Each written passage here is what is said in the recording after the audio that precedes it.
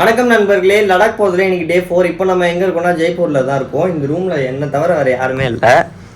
நான் மட்டும் தான் சோலோவாக ஸ்டே பண்ணேன். இந்த ரூமோட ப்ரைஸ் வந்து பார்த்தீங்கன்னா 700 சொன்னாங்க. நான் 550க்கு பேசி ஒன் நைட்டுக்கு மட்டும் ஸ்டே பண்ணேன். நம்ம திங்ஸ்லாம் எடுத்தாச்சு. இப்போ ட்ரெஸ்ஸை மாட்டிட்டு கிளம்ப வேண்டியதுதான். எதுக்கு இங்கே வந்தேன் என்ன இதெல்லாம் நான் மோட்டோ பிளாக்ல சொல்கிறேன். மாப்பிள்ள அதே மாதிரி ஏதோ லாக்டவுன் போடுறாங்க, பெட்ரோல் விலைலாம் ஏறுதுன்னு எதோ சொல்கிறாங்க. அதெல்லாம் என்னென்னு எதனா நியூஸ் வந்துச்சுன்னா டப்புன்னு போட்டு விட. ஆனால் சென்னைக்கு வந்துடும். சார்ஜர் வைக்கிறதுக்கு எதுவும் இல்லை. ஏன்னா அந்த ரூம்லேயே எல்லாத்தையும் சார்ஜர் வச்சாச்சு. வெறும் கேமராவும் இன்டர்காம் மட்டும் சார்ஜர் வைக்கணும். அது இன்டர்காம் கூட பவர் பேங்க்கில் வச்சுக்கலாம். சரி, அது வரைக்கும் கேமரா சார்ஜர் ஏற்றுமேன்ட்டு கொஞ்சம் நேரம் வச்சுருக்கேன். இது கீழே போய் போட்டுக்கேன். அதுதான் இருக்குது. நண்பர்களே, கிளம்பியாச்சு. எடுத்து வைக்கிறதுக்குள்ளே தான் போதும்னு ஆகிடுது. இது எவ்வளோ ஸ்ட்ராங்காக கட்டுறேன். என்னடா இது திரும்ப மாட்டேங்குது. இது எவ்வளோ ஸ்ட்ராங்காக கட்டியிருக்கேன்னு தான் தெரியல. எவ்வளோ நேரம் நிற்குமா தாங்குமா? ஒன்று வந்தால் ஒன்று ஓடுது. நம்ம வந்து எங்கே போகிறோன்னா ஜெய்ப்பூர்லேருந்து சண்டிகர் போகிறோம் நண்பர்களே. 505 கிலோமீட்டர்னு நினைக்கிறேன். 505 கிலோமீட்டர், 9 மணி நேரம் ட்ராவல். 5 மணிக்கு போய் ரீச் ஆகிடுவோம். பத்திரமா கூட்டம் போய் சேர்த்துட்றா செல்லம். நண்பர்களே, நான் ஜெய்ப்பூருக்கு வந்த முக்கியமான காரணமே அந்த வளையல் வாங்கிறதுக்கு தான். என்னோடய நண்பிகளுக்கு வாங்கியாச்சு. அதனால் இங்கேருந்து கிளம்புறோம். ஆக்சுவலி ஸ்ட்ரைட்டாக போயிருந்தால் ஒரு 250 கிலோமீட்டர்ஸ் மிச்சமாயிருக்கும். இப்படி வந்து போனதுனால ஒரு 250 கிலோமீட்டர்ஸ் எக்ஸ்ட்ரா ஆயிடுச்சு. அதனால் ஒன்றும் பிரச்சனை இல்லை. ஏன்னா எனக்கு பின்னாடி வலிச்சா தான் பிரச்சனை. பின்னாடி வலிக்கல, அதனால் பிரச்சனை இல்லை. கொஞ்சம் நல்லாவே ரெஸ்ட் எடுத்துகிட்டு தான் நினைக்கிறேன். 5 மணிக்கு கிளம்ப வேண்டியது. டைம் என்ன ஆச்சுன்னு பார்த்தீங்கன்னா 8 மணி ஆகும்போது இப்போ தான் கிளம்புறேன். ஒரு வாட்டிக்கு 2 வாட்டி ரூம் செக் பண்ணிட்டு தான் வந்தேன். நான் மட்டும் இல்லை, நீங்களும் அந்த மாதிரி செக் பண்ணிவிட்டு போகிறதில்ல, தப்பு இல்லை. எந்த ரூம் போனாலும் ஒரு 4 வாட்டி எல்லாத்தையும் கழிச்சு போட்டு செக் பண்ணுங்கள். எதனா விட்டுட்டோமா, ஏன்னா ஒரு சின்ன பொருளாக இருந்தாலும் நம்மளோட காசு. அதனால் நம்ம தான் அதை பார்த்து செக் பண்ணிக்கணும். பாட்டு கேட்கலன்னா நம்மளுக்கு மைண்ட் ஓடாது. இப்போது ஏடிஎம் கார்டு தொலைஞ்சிருச்சுன்னு நினச்சேன். பார்த்தா எங்கே இருந்தது, ஜாக்கெட்டில் இருந்ததுன்னு நினைக்கிறேன். ஆனால் நான் ஜாக்கெட்டில் நல்லா தேடினேன். 2 வாட்டி 3 வாட்டி தேடினேன். நல்லா தேடினேன், கிடைக்கவே இல்லை. இங்கே ரூமில் வந்துட்டு பார்க்குறேன், இங்கேயா இது ஆக்ராவில் இருக்கும்போது ரூமில் பார்த்தேன், கார்டு கிடச்சிருச்சு. ஓகே ஃபைன் அப்படின்னு இருந்தது. ராஜஸ்தானில் யானை நண்பர்களே தாண்டி வந்துட்டேன். தெரிஞ்சுதா இல்லையான்னு தெரியலையே நண்பர்களே. ஒரு 70 கிலோமீட்டர் பக்கம் ஓட்டிகிட்டு வந்தேன். சரியான பசி எடுத்துக்கிச்சு நைட்டு சாப்பிடாதனால. அதனால் ஒரு ஹோட்டலில் நிறுத்திட்டு சாப்பாடு சொல்லியிருக்கேன். இன்னொரு பர்னர் சொல்லியிருக்காங்க. சாப்பிட்டுட்டு கிளம்ப வேண்டியதுதான். சரியான பசி. தூக்கம் கூட வரல இன்றைக்கி. இன்னமும் தூக்கம் வரல, ஆனால் பசி தான் அதிகமாக. என் மண்டை எப்படி ஆகிடுச்சோ ஒன்றுதா. ஒயிட் ரைஸில் கொஞ்சம் உப்பு அதிகமாக இருக்குது. அப்புறம் பட்டையா லவங்கம்மா அது போட்டிருக்காங்க. இதுதான் ஒயிட் ரைஸ். கிடைக்கிறத சாப்பிட்டு இதே போய்ட்டு இருக்கேன்ட்டு தான் என்ன பண்ண முடியும் பசிக்கு. நண்பர்களே, சாப்பிட்டாச்சு. நல்லா கிளம்ப வேண்டியது தான்.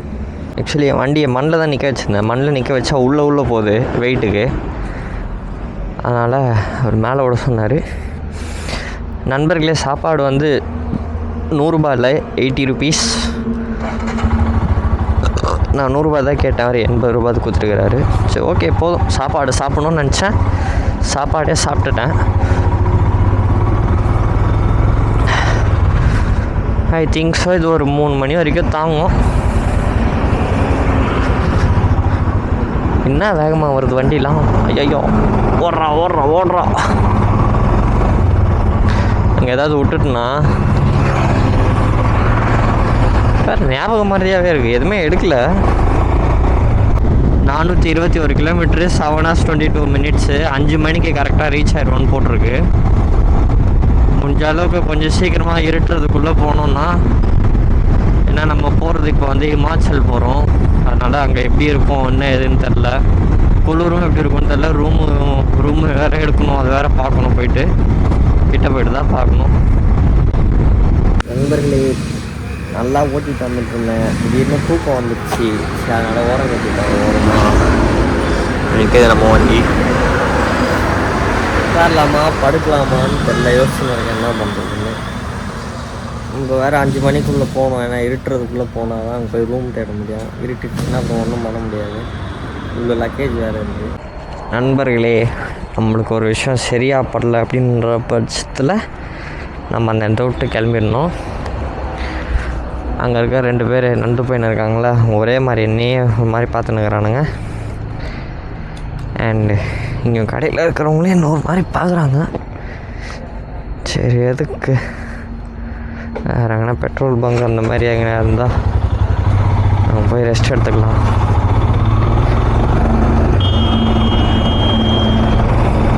நம்ம மனசுக்கு ஒரு விஷயம் தப்புன்னு தோணுச்சுன்னா தப்பு, அதை செய்யக்கூடாது. அங்கேருந்து ஓடிடணும், இல்லை ஏதாவது பண்ணிடணும். என்ன மாதிரி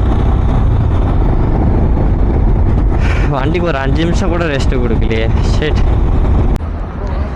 தேங்க்ஃபுல் பையா.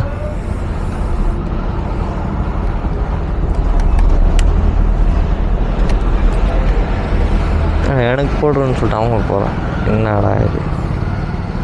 தேங்க்ஃபுல்.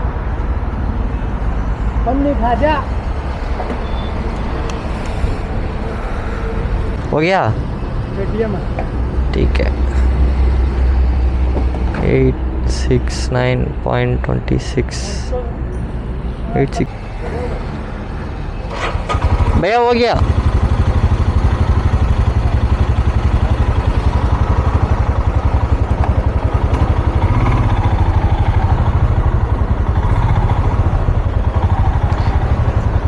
அர்ஜென்ட்டாக ரெஸ்ட் ரூம் வருகிறது, போயிட்டு வந்துடுறேன்.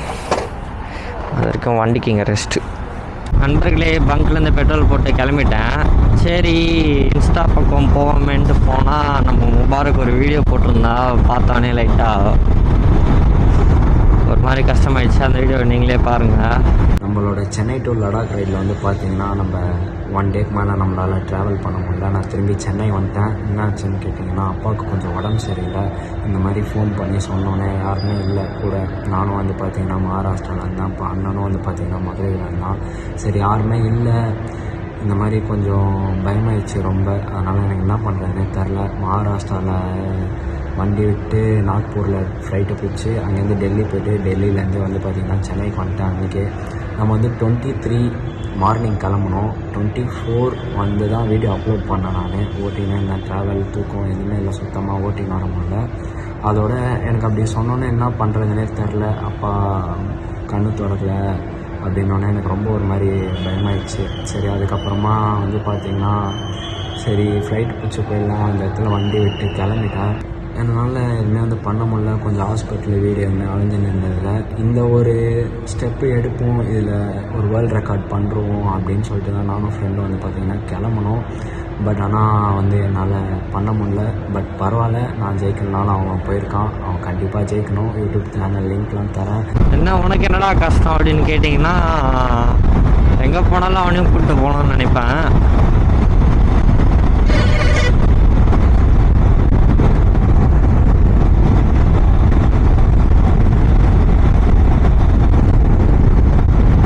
எங்கே போனாலும் அவனும் கூப்பிட்டு போகணும்னு நினைப்பேன். ஆனால் போகிற இடத்துக்குலாம் அவனால் வர முடியாமல் போகுது. அழுவாரா.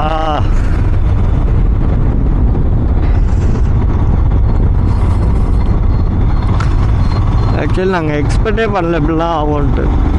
கிளம்புன ஒரே நாள் அந்த மாதிரி ஆயிடுச்சா. ஓகே, உங்கள் அப்பாவுக்கு சீக்கிரமாக சரியாயிட்டு முடிஞ்ச அளவுக்கு அவனும் வந்துடுவான். வர வைப்பேன், பார்க்கலாம். அழுவக்கூடாதே, கண்ணில் இப்போ தண்ணி வருது.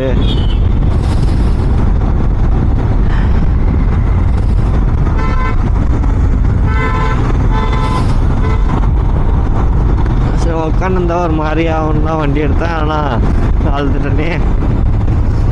அழுவாதடா, அழுவாதாடா, அழுவாதாடா.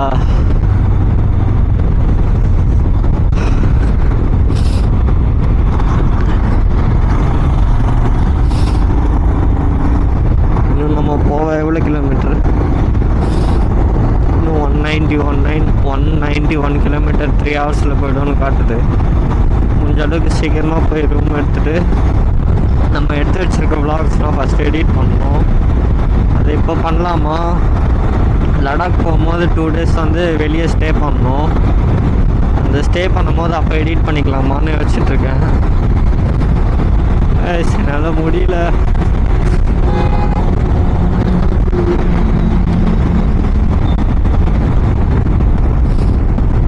நான் எவ்வளோ தூரம்லாம் தனியாகவே வந்ததில்லை.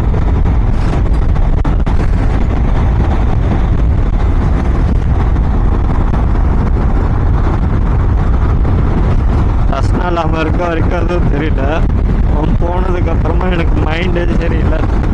என்னால் வண்டி ஓட்ட முடியல.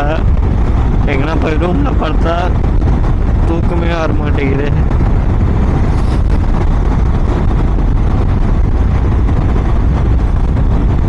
ஐயோ, நம்மளே நார்மல் ஆகிட்டேன். சும்மா சிம்பத்தி கிரியேட் பண்ணலாம் அளவில் எனக்கு ஒரு மாதிரி கஷ்டமாக இருந்துச்சு. அதனால தான் அழுதேன். நண்பர்களே, இப்போ தான் நல்ல சாப்பாடு சாப்பிட்ற மாதிரி இருக்குங்க. ஏன் சொல்கிறேன் அப்படின்னா, ரைஸ் வந்து இது வந்து பிரியாணி ரைஸ் மாதிரி இருக்குது. டேஸ்ட்டே அப்படி தான் இருக்குது. மஜாவா 80 rupees இருக்குது. Chandigarh, Shimla, Manali 321 kilometre, Chandigarh 20 kilometre, Shimla 120 kilometre தான். வாவ், நம்ம கிட்ட வந்துட்டோம் நண்பர்களே, கிட்ட வந்துட்டோம். முன்னாடி மழை தெரியுது, ஆனால் அதில் பனி தெரியலையே. நண்பர்களே, யாராவது சண்டிகர் வரைக்கும்னா பார்த்து வாங்க. இந்த மாதிரி 2 ரோடாக பிரிக்கிறாங்க. அந்த சைடு பெரிய வண்டிலாம், இந்த சைடு வந்து 2 வீலர்ஸ்லான்ட்டு தனித்தனியாக பிரித்து வச்சுருக்காங்க. அதனால் வரும்போது பார்த்து வாங்க. தேவையில்லாத ஃபைன் கட்ட வேணாம். ஒரு குட்டி இன்ஃபர்மேஷன். ஸ்பீட் லிமிட்டர் 45 தான் போட்டிருக்கு. நம்ம 40லே தான் போகிறோம். இங்கே ஒரு லெஃப்ட் வருது, லெஃப்ட் எடுத்துக்கலாம். இங்கே வந்து அதே மாதிரி அங்கங்கே கேமரா வச்சுட்டு நிற்பாங்க. அதனால் ஸ்பீடு மட்டும் கொஞ்சம் பார்த்து மெயின்டைன் பண்ணிக்கோங்க. பார்த்து வாங்க, ஃபைன் கட்டாமல் போங்க. நண்பர்களே, ரூமுக்கு வந்து ரீச் ஆகிட்டேன். ஸோ இதுதான் நம்ம ரூமு. 5 மணிக்கு கரெக்டாக வந்துட்டேன். ஆனால் இப்போ டைம் என்னென்னு பார்த்தீங்கன்னா 8:15 ஆகுது. எப்படி தான் இந்த டைம் போகுதுன்னு தெரில.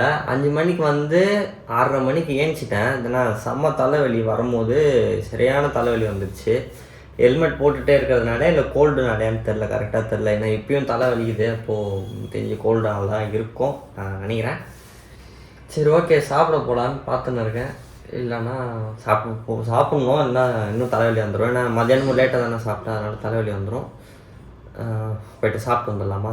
நண்பர்களே, லைட்டாக வைப்பாக இருக்க மாதிரி இருக்குது. ஆனால் லைட்டாக நல்லா இருக்குது பாருங்கள். சில்லுன்னு சோறு கடைக்கு தான் எங்கே போடுறதுன்னு தெரியல. இப்போ பர்கர் 20 ரூபா 30 ரூபான்னு போட்டுருக்கு. பர்கர்லாம் இப்போ சாப்பிடுவோம். என்ன பண்ணுறேன், ஏன் அப்படி பார்க்குறாங்க?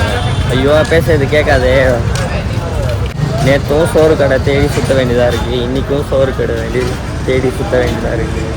கடவுளே, இந்த சைடு போகணுமா அந்த சைடு போகணுமான்னு தெரிஞ்சு தப்பான சைடு வந்துட்டேன். அந்த சைடு போவேன். ஒரு ஹோட்டல் கண்டுபிடிச்சி வந்துட்டேன்.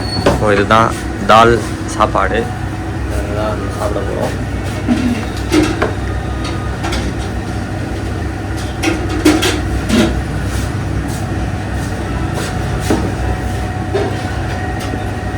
சாப்பிட்டு ஃப்ரீயாக பேசுகிறேன். நண்பர்களே, வயிறு ஃபுல்லாக சாப்பிட்டதுலேயே இன்றைக்கி தான் 3 வேளையும் சோறு சாப்பிட்ருக்கேன். சந்தோஷமாக இருக்கிறது, இன்பமாக இருக்கிறது ஐயா. அங்கே போயிட்டு அந்த பர்கர் வாங்கி சாப்பிட்லாமான்னு தோணினே இருக்குது. சாப்பிட்லாமா? கடை இருக்கான்னு தெரியல. வேணாம் நண்பர்களே, வயிறு ஃபுல்லாக இருக்குது. அதனால திரும்ப ரூமுக்கு போய் திரும்பிட்டேன். ஏறி போயின்னு இருக்கேன். போகிற ரூம்லாம் என்ன விட குட்டியா. இப்போ தான் முதல் மாடி, இப்போ 2வது மாடி. பையா தான் நம்மளுக்கு வந்து பேக்கெல்லாம் மேலே எடுத்துகிட்டு வர ஹெல்ப் பண்ணாங்க. भैया चेकआउट टाइम क्या भैया? 12 बजे। யார் விஜயகாந்த் இதெல்லாம் பாருங்க பைத்தியக்காரன் இங்கிலீஷ் தெரியாமல் ஒன்றும் தெரியாமல். நண்பர்களே இவ்வளோ நேரம் உட்காந்து எடிட் தான் பண்ணிகிட்டு இருந்தேன். என் ஃபோன் வந்து சீக்கிரமாக சாக போகுதுன்னு நினைக்கிறேன். பயங்கரமாக ஹேங் ஆகுது என்னன்னு தெரில. டைம் என்னென்னு பார்த்தீங்கன்னா 9:54. இன்னும் முடியல. இதுலேருந்து காப்பி பண்ணி எடிட் பண்ணுறதுனால டைம் போயிட்டே இருக்குது. எடிட் பண்ணிட்டு போஸ்ட்டு போட்டு படுத்து தூங்கிடுவேன். நாளைக்கு சந்திப்போம். எத்தனை டேன்னு தெரியலையே. ஓகே, நாளைக்கு சந்திப்போம். பாய்.